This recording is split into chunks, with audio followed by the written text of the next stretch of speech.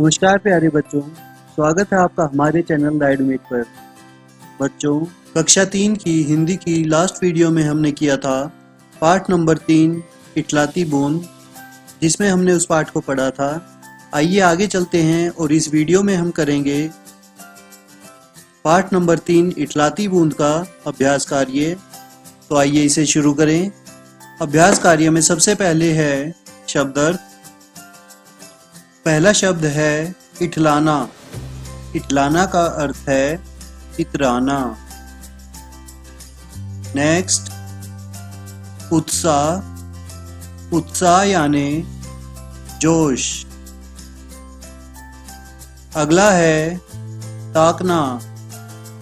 ताकना यानी टकटकी लगाकर देखना। नेक्स्ट वर्ड इज निहारना। निहारना का अर्थ है ध्यान से देखना। एंड लास्ट वर्ड इज वृक्ष। वृक्ष यानी पेड़।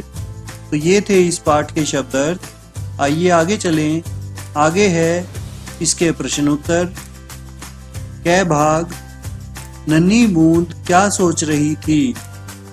तो बच्चों, पाठ में हमने पढ़ा था कि नन्ही बूंद सोच रही थी काश वह बादलों के संग उड़ती, आसमान से खेतों को देखती, बाग बगीचों तथा ऊंची चोटियों को निहारती। बच्चों, इस पाठ के प्रश्न उत्तर तथा अभ्यास कार्य लिखित रूप में भी देख सकते हैं। उसके लिए वीडियो के डिस्क्रिप्शन में रिटन मटेरियल के लिंक पर जाएं। आइए अगला क्वेश्चन पढ़ें। आगे है किसे देखकर बूंद का मन पिघल गया। तो बच्चों, किसानों की उदासी और उनके सूखे खेतों को देखकर बूंद का मन पिघल गया। यह भाग, किसान क्यों झूम उठा। रसीले आमों को देखकर किसान का मन झूम उठा। और इस भाग का आखिरी प्रश्न है बूंद का अंत कैसा रहा। तो बच्चों, बूंद का अंत कैसा रहा था।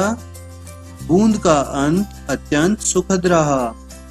वह रसीले आम में जाकर समा गई। आइए आगे चलें। आगे है आपकी बात।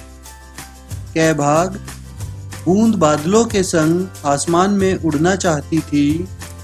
आपका मन क्या क्या करना चाहता है। तो बच्चों, इसमें आप भी बता सकते हैं कि मेरा मन भी पक्षियों की भांति आकाश में उड़ना चाहता है, खेत खलियान, नदी तालाब आदि देखना चाहता है। नीले गगन से सुंदर धरती को भी मेरा मन देखना चाहता है। आप इस प्रकार से अपना उत्तर दे सकते हैं। आइए ख भाग देखें। बूंद सूखे खेतों को देखकर उदास हो गई थी। आप कब कब उदास हो जाते हैं। तो बच्चों, इसमें आप अपने अनुसार बताएंगे कि आप कब कब उदास होते हैं। जैसे माता पिता के डांटने पर या अपने मन की वस्तु ना मिले तो हम उदास हो जाते हैं। आइए आगे चलें। आगे है ग भाग, कोई घटना याद करके बताएं जब कुछ देखते या सुनते ही आपका मन झूम उठा हो। तो इसका उत्तर भी आप अपने अनुसार दें। जब आपका मन खुश हुआ हो, आपका मन झूम उठा हो, तो वो यहाँ लिखें। आइए आगे चलें। आगे है भाषा की बात। यह भाग, बड़े बड़े वृक्षों की ऊंची चोटियों को देख पाती। वृक्ष शब्द में री की मात्रा इस प्रकार से है। ऐसे ही दो और शब्द लिखिए जिनमें ये मात्रा हो। तो बच्चों, हमने बताया था कि ये सारा अभ्यास कार्य लिखित रूप में आप वीडियो के डिस्क्रिप्शन में भी देख सकते हैं, तो वहां से इसका उत्तर देखें। आइए आगे चलें। आगे है ख भाग, मेज पर आम की टोकरी रखी है। मेज पर आम की टोकरियां रखी हैं। यहाँ टोकरी से अभिप्राय है एक टोकरी, टोकरियां से अभिप्राय है एक से ज्यादा टोकरी। ऐसे ही अन्य शब्द बनाएं। तो बच्चों, ये है एक वचन और बहुवचन। आपको यहाँ दिए गए शब्दों के बहुवचन बनाने हैं। एक वचन वाले शब्द हमें दिए गए हैं, तो आइए देखें। फर्स्ट है लड़की, तो लड़कियों का बहुवचन होगा लड़कियां। अगला है कुर्सी, कुर्सी का होगा कुर्सियां। नेक्स्ट लकड़ी, लकड़ी का होगा लकड़ियां। अगला है चोटी, चोटियां। रोटी, रोटियां। बोरी, बोरियां। बकरी, बकरियां। और टहनी, टहनियां। तो ये थे इन एक वचन शब्दों के बहुवचन। आइए अगली एक्सरसाइज देखें। आगे है गह भाग।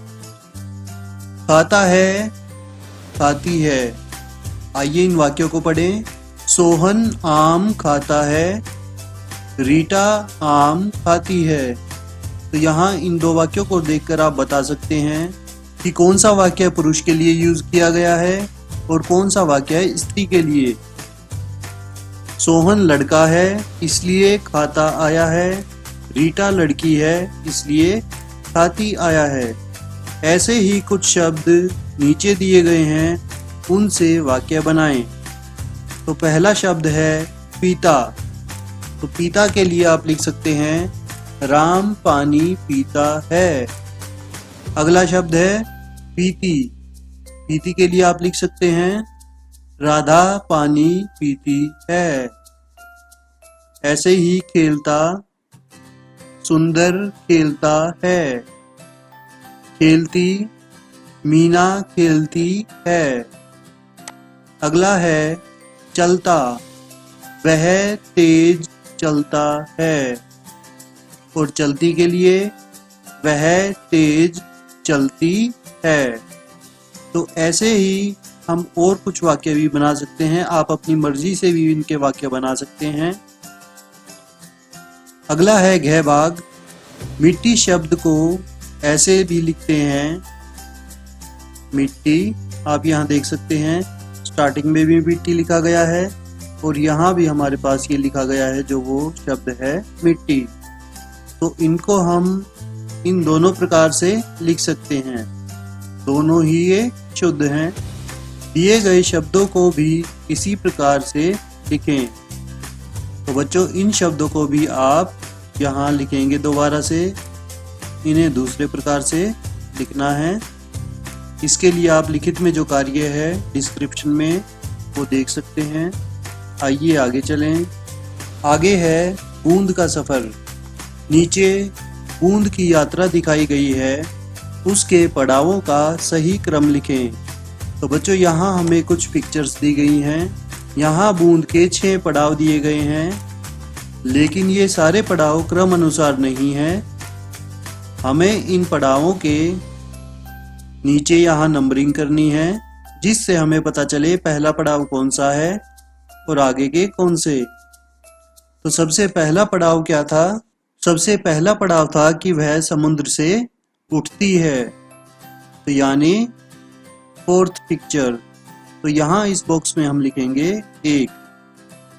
और समुद्र से उठने के बाद बूंद का क्या हुआ था? वह बादल बन जाती है। तो दूसरा पड़ाव है दूसरे वाली पिक।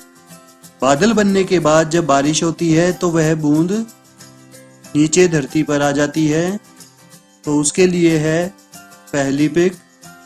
नीचे धरती पर आने के बाद कौन सा पड़ाव है?